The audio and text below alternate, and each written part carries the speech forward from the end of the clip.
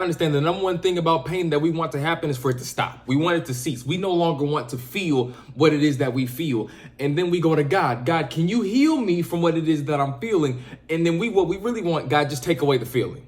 Sadness, the sickness, the discouragement, the depression, the anxiety. Just heal me from the feeling. I just don't want to feel this anymore. What we want God to do is take away the symptom without ever addressing the system creating it. God, just take away the feeling. God wants to fix what is creating it. See, that's where it becomes an immediate need that requires a longer term action to have a longer term impact. And so we say, God's taking too long.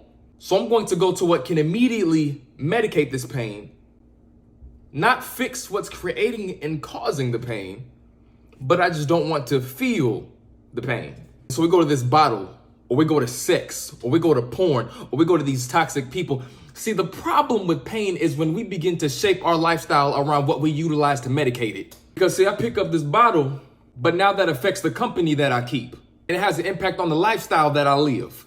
Because now if I'm getting drunk to run away from my pain, I'm probably going to the club. And then if I'm utilizing sex to cope, then I'm probably catching bodies. And we switch the labels around and say, oh, I'm just living my best life. I'm just doing what we usually do in our 20s. I'm just having fun. I'm just not missing out, without understanding, no, you're medicating your pain. But see, if I call this pain medication, I'm going to have to revisit the fact that I'm still in pain in spite of what I use to distract myself from it. When I injured my hip in the sport of track and field and I got that sports hernia, I could take all the ibuprofen and all the pills that I wanted that would mask the pain. But at the end of the day, I'm still going to have this sports hernia. At some point, I'm going to have to address what caused the hernia, which means I'm going to have to rest. Like at some point, instead of me taking the same thing, I'm going to have to decide to do something different because I don't just want relief anymore. I want this thing removed. Because you are always going to need relief from what you refuse to allow God to remove. What happens when now we have a generation that has grown up and passed down their pain along with the medication. So now maybe you got habits because somebody that went before you didn't heal.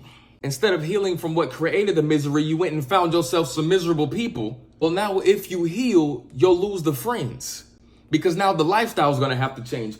And a lot of people do not want to deal with that uncomfortable change because now that's a whole different challenge. All these relationships with toxic people in order to cope with your trauma, and all you want to now do is complain about the problems that are perpetuated through what you practice. But when healing happens, now you're going to lose your complaining companions. But just be wary of what you prescribe yourself because of your pain, because more likely than not, what you practice is going to contribute and cause more pain.